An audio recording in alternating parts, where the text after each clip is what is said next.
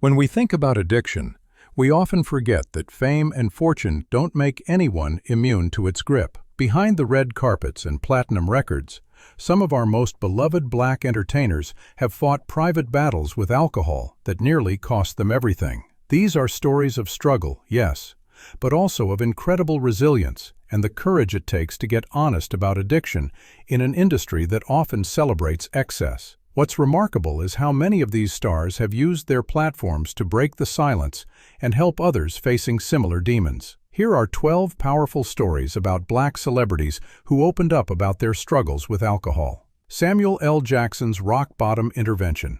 Samuel L. Jackson was on top of the world in 1991 when everything came crashing down. According to multiple biographies, he was using cocaine and drinking heavily during the filming of Jungle Fever, to the point where his family staged an intervention. His wife, LaTanya Richardson, found him passed out on the kitchen floor and knew something had to change immediately. The intervention wasn't gentle or gradual.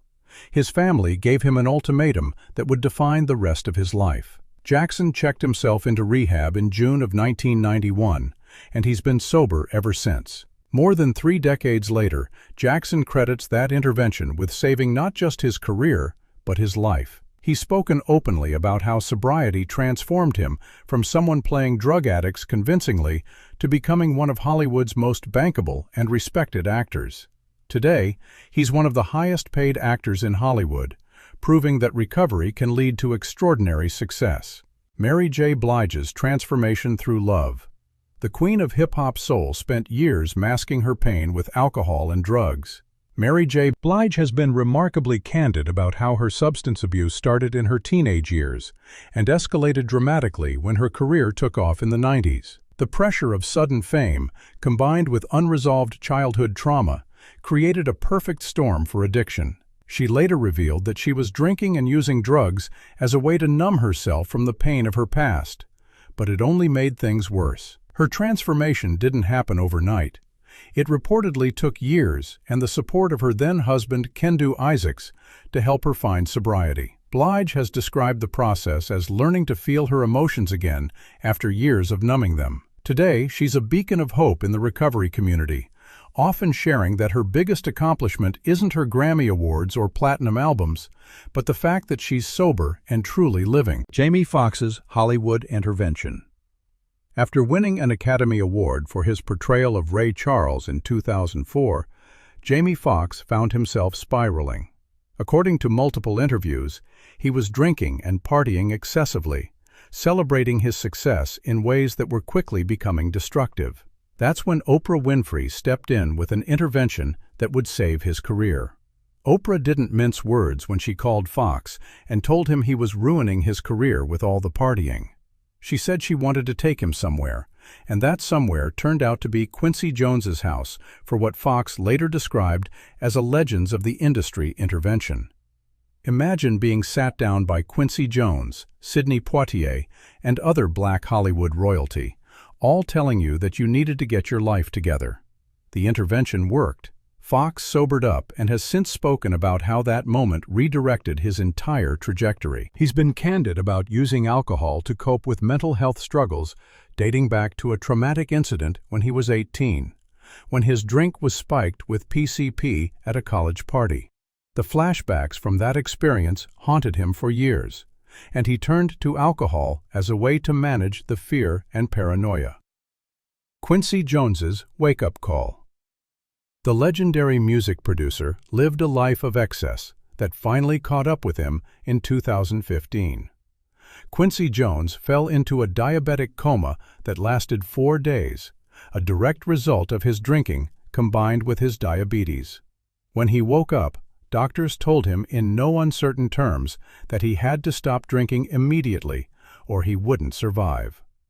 Jones, who had reportedly consumed enough alcohol throughout his life to last multiple lifetimes, made the decision to quit cold turkey. In social media posts years later, he described substituting his drinking with sugar-free popsicles, which helped him lose 50 pounds and feel decades younger. He stopped drinking around 2015 or 2016 and spoke about how sobriety unlocked a new level of creativity.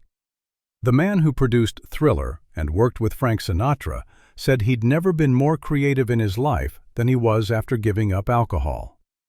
Jones, who passed away in November 2024 at age 91, spent his final years as a testament to the fact that it's never too late to change your life. Jada Pinkett Smith's 20-year journey. Jada Pinkett Smith shocked fans when she revealed on Red Table Talk that she'd struggled with both drugs and alcohol addiction earlier in her life. Growing up with a mother who struggled with heroin addiction, Pinkett Smith found herself turning to alcohol as a coping mechanism during difficult periods. She's described binge drinking that got so out of control that she would pass out on film sets. There were moments when other people on set noticed her habits, which served as wake-up calls. But the journey to sobriety was long and complicated. The turning point came when she decided to stop drinking cold turkey, a decision she made on her own without going to rehab. As of 2017, she was celebrating 20 years of sobriety. Today, she avoids being around dark liquor, but has said she'll occasionally have a glass of wine. Her openness about the connection between childhood trauma and addiction has helped countless people understand their own struggles with substances. Chaka Khan's lifelong battle.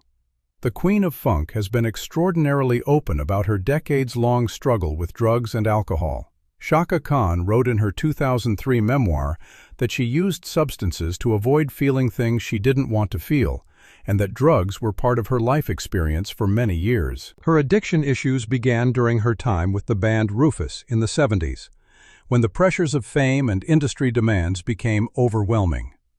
She reportedly struggled with cocaine, heroin, and alcohol for years before getting sober in the mid-2000s. But her journey wasn't over. After achieving sobriety from hard drugs and alcohol, Khan later became dependent on prescription pain medication. The death of her close friend Prince from a fentanyl overdose in 2016 served as a devastating wake-up call. Khan checked herself into rehab with her sister in July of that year, saying that Prince's tragic death had them both reevaluating their lives and priorities. Her motivation to stay clean has been her granddaughter Deja, whom she gained custody of in 2011. Khan has said that having another chance to raise a child properly keeps her committed to sobriety. Oprah Winfrey's hidden past. Before she became the most trusted voice in media, Oprah Winfrey had her own struggles with drugs and alcohol. She used drugs throughout her early 20s, continuing until the early 80s when The Oprah Winfrey Show was about to take off. Realizing that she needed to be clear-headed to make the show successful, she made the decision to get sober. Winfrey got clean in the early 80s and has remained sober ever since, building an empire that's made her one of the richest women in the world. What's particularly interesting is that Winfrey has been relatively private about the details of her addiction, choosing instead to focus her public discussions on other topics. However, her willingness to intervene in other celebrities' addictions, like Jamie Foxx's, shows that she understands the struggle intimately. Her journey from addiction to becoming a billionaire media mogul is one of the most remarkable transformation stories in entertainment history, though it's one she rarely discusses in depth. Naomi Campbell's hidden struggles. The supermodel's battle with drugs and alcohol lasted from 1994 through 2005. Naomi Campbell's addiction escalated significantly after the murder of her close friend, designer Gianni Versace, in 1997. The trauma of losing someone she loved sent her deeper into substance abuse. In 1999, she collapsed at a photo shoot, a moment that forced her to confront the severity of her problem. She checked into rehab shortly after and started attending Narcotics Anonymous and Alcoholics Anonymous meetings to maintain her sobriety. Campbell has been relatively private about the specific details of her addiction, but she's acknowledged that it was a dark period in her life. Her recovery journey shows that even in the world of high fashion, where image is everything, addiction can take hold. Today, she's maintained her sobriety for nearly 2 decades and continues to be one of the most recognized faces in fashion. Queen Latifah's loss and recovery. Queen Latifah turned to drugs and alcohol after the devastating death of her brother in a motorcycle accident in 1992. The loss sent her into a spiral of grief that she tried to manage through substance use. For years, she used alcohol and drugs as a way to cope with the pain of losing someone so close to her. In 2002, she was arrested for possession, a moment that served as a major turning point. After the arrest, Queen Latifah made the choice to get her life together and has been working on her recovery ever since. She's been less public about the specific details of her journey to sobriety compared to some other celebrities, but she's acknowledged that the loss of her brother and the subsequent arrest forced her to confront her problems. Her story is a reminder that grief can be a powerful trigger for addiction, and that sometimes hitting rock bottom is what it takes to start climbing back up. Whitney Houston's tragic decline. Whitney Houston's story remains one of the most heartbreaking examples of addiction in the entertainment industry. The legendary singer was introduced to cocaine at age 16 by a friend of her brother's, and what started as experimentation eventually consumed her life. Houston struggled with cocaine, marijuana, and alcohol for years, with her addiction becoming increasingly public throughout the 2000s. In her infamous 2002 interview with Diane Sawyer, Houston delivered one of her most quoted lines about drug use when she said, "Crack is cheap," implying that she could afford better drugs. The comment showed how deeply in denial she was about the severity of her addiction.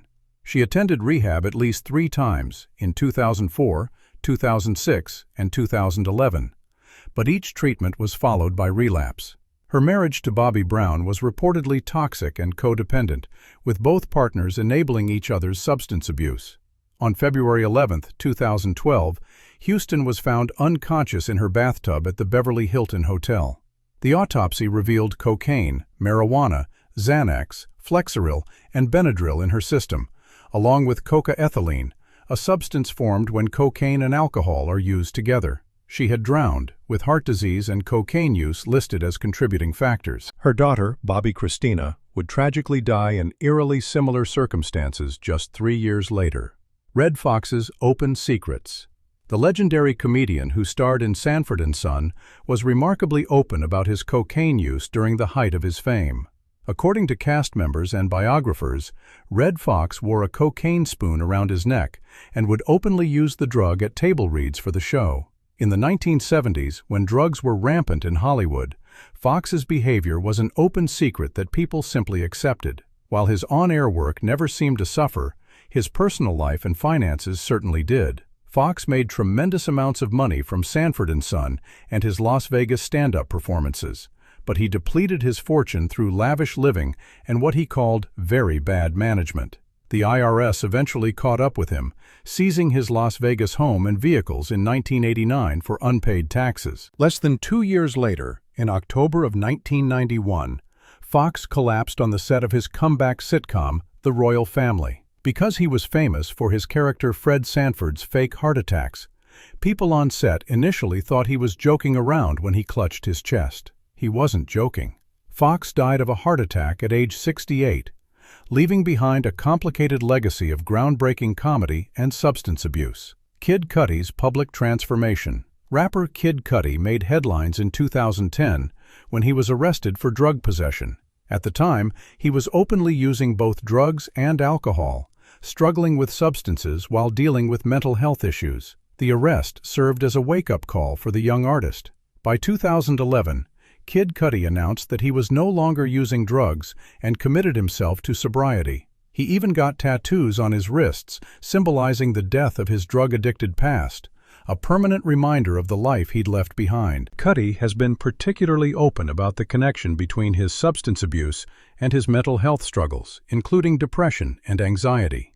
His willingness to discuss these issues publicly has made him an important voice in the hip-hop community, where vulnerability about mental health and addiction has historically been stigmatized.